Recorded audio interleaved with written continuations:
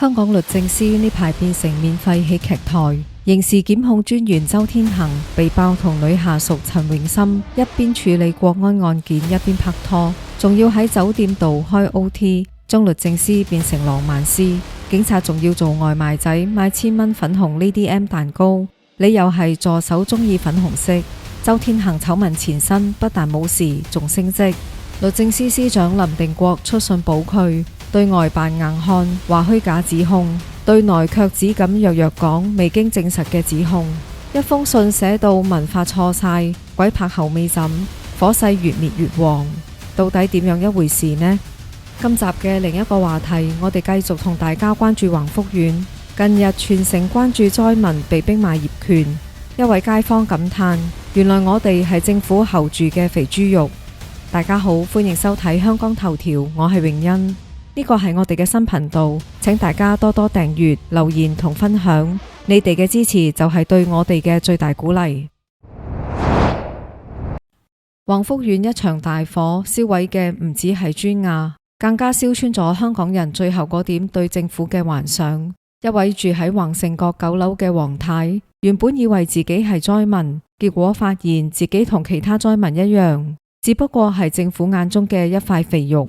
黃太面對港媒嘅鏡頭，一開口就難掩悲痛，次次返到嚟都好傷心。明明係自己嘅家，而家竟然變成要孭住個背囊上去執返自己嘢，仲要好似乞求人咁低聲下氣。最慘嘅係，明明係自己嘅樓，卻要被政府逼遷賣出。黃太表示，其實間樓係我哋㗎嘛，點解要我哋賣？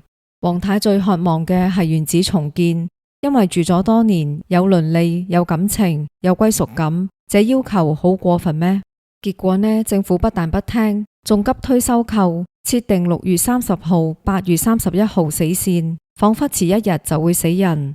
呢個邊度係災後安置，簡直係現代版強拆。政府擺明車馬候住你嚿肥肉，大家心知肚明，卻偏偏要裝出一副為你好嘅嘴臉，催你快啲簽、快啲走、快啲消失。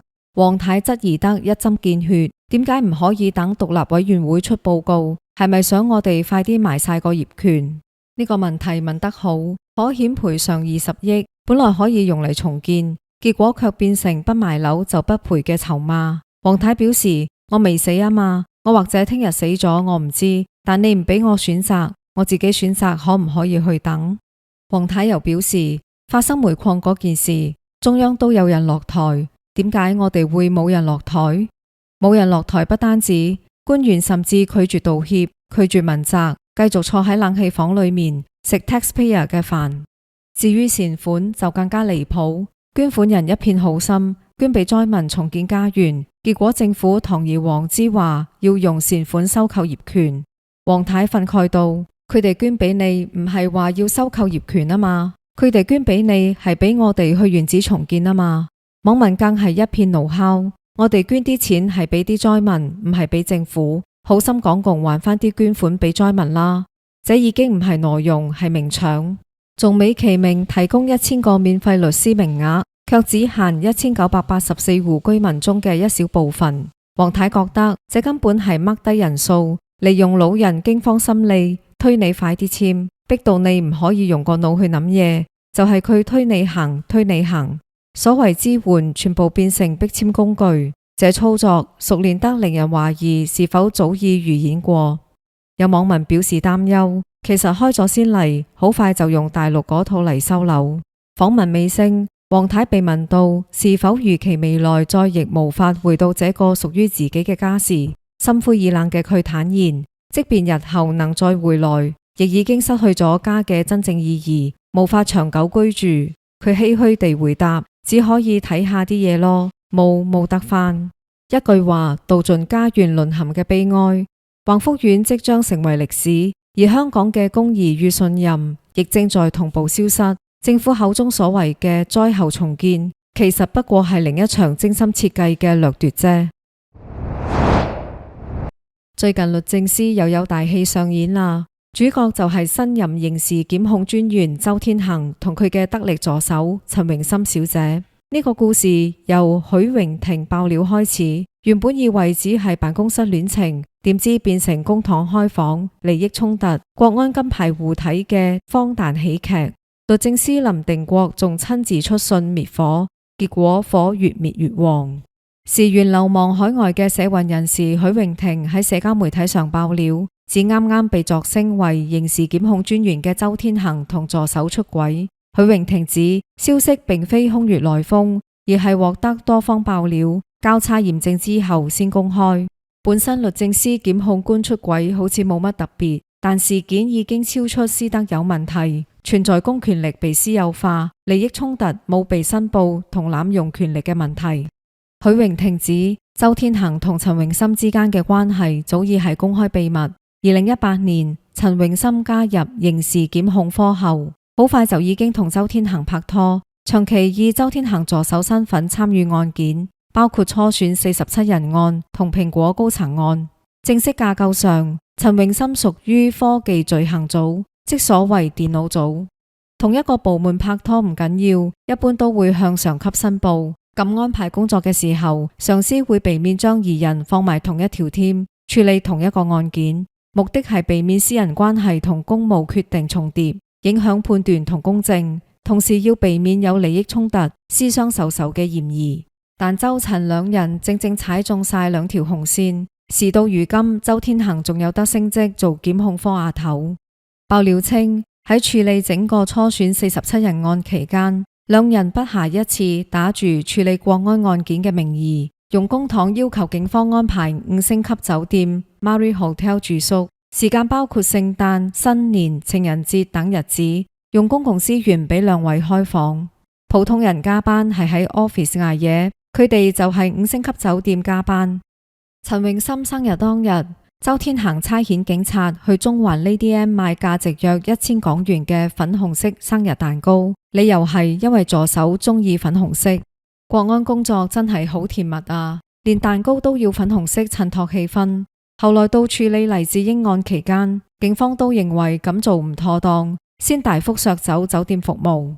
許榮庭指公帑同公務資源有冇被用作私人用途，並非無從查證。如果有檢控科高層、反貪部門、警察、記者想知，其實揾翻負責嘅警隊，或者翻查相關開支、電郵、信息、酒店記錄、付款安排同批准人等行政記錄，都係可以查證到。呢單用公帑偷食嘅情況，刑事檢控阿頭周天行上司楊美琪都知情嘅。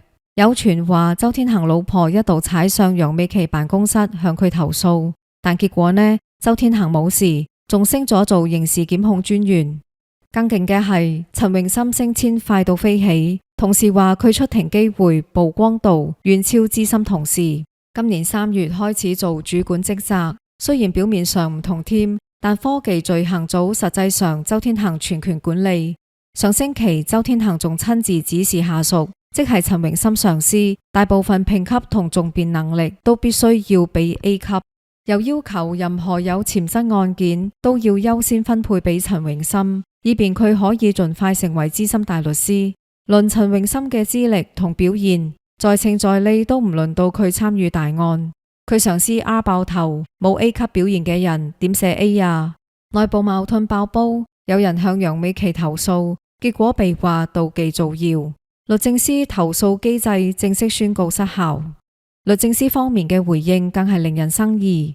聲明話，律政司早前已就包含相關內容嘅匿名投訴，按一貫程序作出嚴謹調查，確信有關指控毫無事實根據，實屬無中生有、惡意抹黑，更譴責有人散播謠言，針對維護國安嘅工作人員作出蓄意抹黑、居心叵測，表示已轉交執法部門跟進。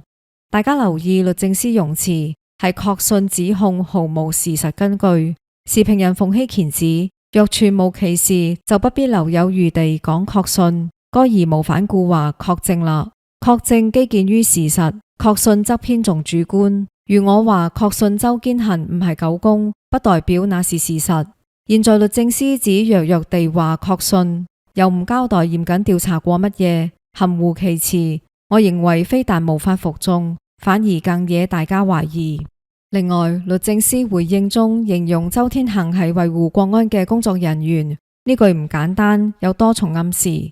首先，批評周天行等於攻擊維護國安嘅工作，等於居心叵測、惡意抹黑，即係將私人操守、公帑濫用、利益衝突等問題政治化同國安化，變成你唔係針對周天行，你係針對國家安全。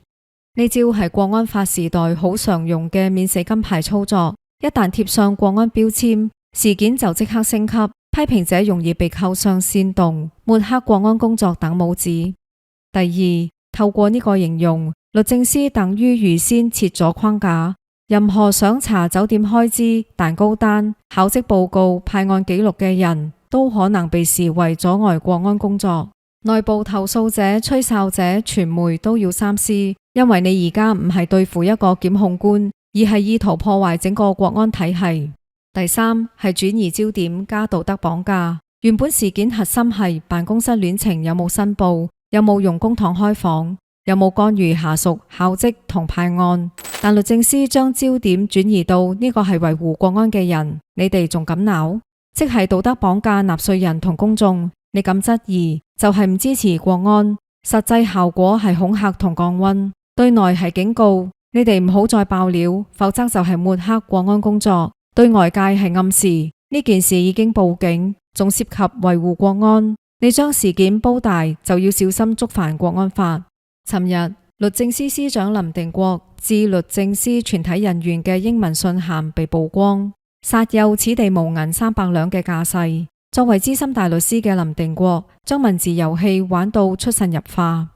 馮睎乾指信函標題係針對刑事檢控專員同其他同事嘅未經證實嘅指控。林定國用字好謹慎，以未經證實嘅指控嚟形容件事，而非虛假指控。未經證實嘅指控係指目前冇足夠證據支持周天行出軌等事件係真。呢個字眼係中性保守，法律上好常見。佢只係話有可能係真，亦有可能係假。目前事件真假證明唔到，留咗好大後路。萬一將來有證據爆出，例如酒店記錄、開支單、電郵、證人口供，律政司都可以話之前只係未經證實，而家先證實。而虛假指控嘅意思係指控係假嘅、捏造嘅、無中生有。呢個字眼好強硬，直接斷定對方講大話、惡意抹黑。一旦律政司用咗呢個字眼，等於直接保證周天行100%清白。可惜林定國嘅內部信冇用虛假指控，而係用未經證實嘅指控。換言之，周天行唔清白。值得關注嘅係，律政司公開聲明又使用虛假指控一詞，聲明稱律政司對此等散播虛假指控、意圖詆毀公職人員、律政司刑事檢控科以至整個律政司聲譽嘅卑劣行為表示高度關注，並予以強烈譴責。對外既然已經聲大夾惡，將人家指控定性為虛假指控，點解對內卻弱弱地寫未經證實嘅指控呢？係咪內部人員都已經心照？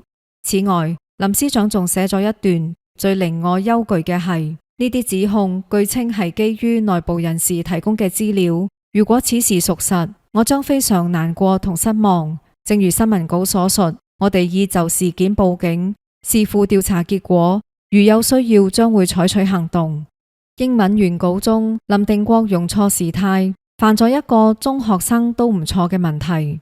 馮庸指這個小小嘅文法錯誤，反而令我加倍注意到林定國如何方寸大亂，兼軌拍後尾枕。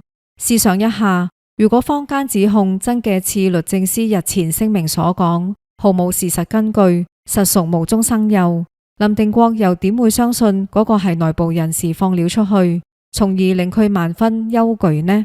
恰恰係因為林定國發現嗰啲網絡傳聞都係堅料，或至少包含好多堅料嘅時候，佢先做出呢啲反應，先否定再反駁，結果就係越描越黑。呢件事最荒謬嘅地方就係國安變咗保護傘，私德問題、濫用公帑、利益衝突，全部用國安兩個字包庇。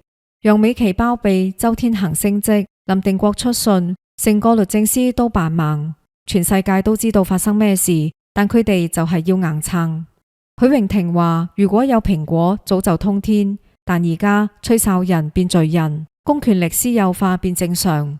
將來審國安案，法官可能要問證人：你同被告有冇辦公室戀情啊？有冇用公帑開房？被告答：有啊，但係國安需要。法官：咁就無罪釋放，國安金牌護體。再講深層次，呢件事暴露香港法治形象崩壞。以前律政司係獨立把關，而家變咗護航隊。楊美琪知情包庇，周天行影響考績、派案、升遷，全部一條龍服務。陳榮森由普通檢控官變寵兒，全靠私人關係加持。呢個係公權力私有化嘅典型。但有國安法保護，就變未經證實指控，報警嚇人。總結嚟講，呢場鬧劇證明國安法之下，公帑可以變情人節開房基金，利益衝突可以變升遷捷徑，投訴可以變妒忌造謠。林定國想滅火，結果露餡。周天行繼續逍遙做刑事檢控專員，掌握國安、商業罪案、廉署、監政會案件檢控大權。香港司法仲有救咩？好啦，今日嘅香港頭條就到呢度。如果鍾意我哋嘅節目，大家可以 like、share 多啲留言，或者撳下個 Super Thanks，幫我哋一齊撐落去。我哋聽日見。